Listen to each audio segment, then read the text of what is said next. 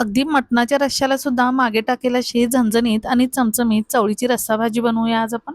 तर इथे चवळी मी रात्री भिजवली होती, तिला मी कुकरमध्ये थोडंसं मीठ आणि हळद टाकून 3 ते 4 शिट्ट्या करून घेणार आहे.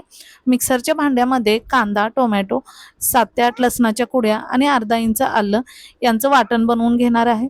आता कढईमध्ये 3 ते 4 चमचे तेल घेऊन यामध्ये हे वाटण घालूयात आणि याला चांगलं तेल सुटेपर्यंत परतून घेऊयात. मसाल्याला चांगलं तेल सुटलं की यामध्ये घालूयात 1 चमचा ओल्या खोबऱ्याचं वाटण, चवीपुरते मीठ आणि 1 चम्मच लाल तिखट. हे सगळं आपण व्यवस्थित मिक्स करून याला सुद्धा चांगलं तेल सुटेपर्यंत परतून घ्यायचं आहे. आता इथे तुम्ही बघू शकताय मसाल्याला आपले चांगलं तेल सुटलेलं आहे. यानंतर यामध्ये घालूया शिजवलेली चवळी. व्यवस्थित मिक्स करून याला आपण थोडंसं पाणी घालून घेऊया.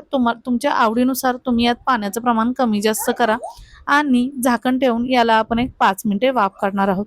तर चवळी शिजवून घेतल्यामुळे अगदी झटपट होते.